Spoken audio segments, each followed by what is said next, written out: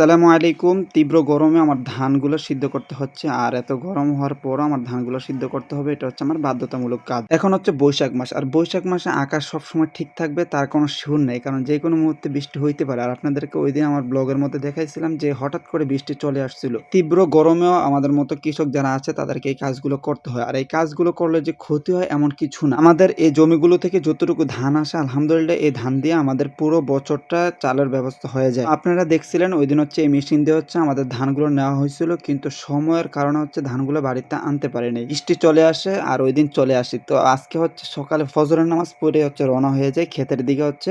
আর আপনার হচ্ছে আমাদের এলাকাতে একটু চোর ডাকাত একটু বেশি থাকে এবং হচ্ছে শিয়ালের ভয়ও থাকে। ধানগুলো রাখছিলাম ঢাইকা আর আমি হচ্ছে তাড়াহুড়ো করতেছি, এখন পইড়াও গেলাম দেখতেই পারলেন। আর এই চিপা চাপা ভুট্টা ক্ষেতের চিপা চাপা দিয়ে হচ্ছে আমার ধানের ক্ষেতে পৌঁছাইতে হয়। আলহামদুলিল্লাহ যাই দেখি যেভাবে রেখে গিয়েছিলাম ঠিক সেভাবে রয়ে গেছে। আমি আর ভাবা তাড়াহুড়ো করে হচ্ছে ধানগুলো খোলার চেষ্টা করতেছি। আর সকাল সকাল আছে রোদ্রের তাপটা একটু কম, যেহেতু বৈশাখ মাস যে কোনো মুহূর্তে বৃষ্টি আসতে পারে আর রোদ্রের তীব্রতা একটু বেশি। যেহেতু জমি থেকে আমাদের বাড়িটা একটু দূরে আর এই ধানগুলো নিতে হবে অনেক কষ্ট করে। আর যেহেতু আমরা কোনো কামলা নেই নিজে নিজে নিতে হবে, তো তাড়াহুড়ো করতেছি। আর এই ধানগুলো হচ্ছে আপনার আমাদের জমিরই, কিন্তু আমরা এই ধানের পিছনে একটা টাকাও খরচ করি নাই। তার কারণ আমি আপনাদেরকে বলি, আমাদের জমি এই জায়গা হচ্ছে 40% আছে। আর এই জমিটা হচ্ছে আমরা তাদের কাছে হচ্ছে আপনার রিলিজ দেই আর কি, যেটাকে বলে।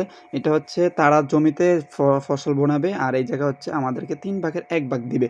তো আলহামদুলিল্লাহ 40% জায়গা থেকে আমাদেরকে 3 ভাগের 1 ভাগ দেওয়ার পর আমরা মোটামুটি আলহামদুলিল্লাহ 10 মণের মতো ধান পেয়েছি। আর তার পাশাপাশি হচ্ছে কিছু খড়ও পেয়েছি, ওইগুলো হচ্ছে আমাদের গরুর খাবারের জন্য ব্যবস্থা হয়ে গেছে। তাড়াহুড়া করে হচ্ছে বস্তাগুলো ভইরা নিচ্ছি, আরও কিছু ধান রয়ে গেছে। আর আমি দেখেন বাড়িতে নিয়ে আসছি। আর ওই জায়গা থেকে বাড়িতে আনতে অনেক কষ্ট হয়েছে। আর যেহেতু দূরের পথ, তো দেন বাড়িতে আলহামদুলিল্লাহ সবগুলো ধান নিয়ে আসছি একে একে করে। এখন হচ্ছে ধানগুলো ভাপ দেওয়ার পালা। আর যেহেতু অনেক রোদ হয়ে গেছে আর আমি গরমে থাকতেই পারতেছি না, ধানের আশেপাশে একটু জাল দিয়ে দিয়ে হচ্ছে দূরে চলে যাই, কারণ হচ্ছে অনেক গরম। কিছু করার নাই, এত গরমের মধ্যে হচ্ছে আমাদের ধানগুলো ভাপ দিতে হবে। যেহেতু রোদ চলতেছে এখন আর বৃষ্টি এসে পড়লে ধানের ক্ষতি হয়ে যাবে।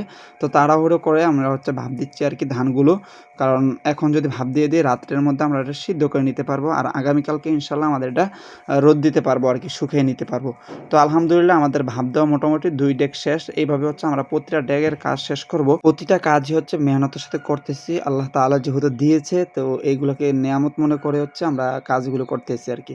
তো দেন এত গরমের মধ্যে কাজ করতেছি আর কিছু যদি না খাই তাহলে কেমন হয়। তো ফ্রিজ থেকে ঠান্ডা পানি নিলাম আর তার পাশাপাশি হচ্ছে আমগুলো কেটে আমি দিয়ে দিচ্ছি। তো এর পাশাপাশি হচ্ছে ভাবি আরও 2 কেজি আম নিয়ে আসছে, বলতেছে এগুলো দিয়েও তোমরা খাবা। তো দেন এটা হচ্ছে আরেকটা উপহার আর কি। তো দেন সবার জন্য হচ্ছে শরবতের ব্যবস্থা করলাম আমি, যাতে করে সবাই একটু এত গরমে দিয়ে কাজ করতেছে। আমি তো দেন একা কাজ করতেছি না, আমার সাথে অনেকেই কাজ করতেছে।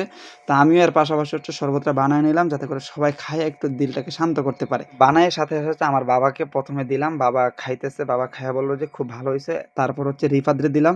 রিফাত বলতেছে ভাই অনেক মজা হয়েছে, দর্শককে কি খাওয়ানোর ব্যবস্থা করা যায় কিনা।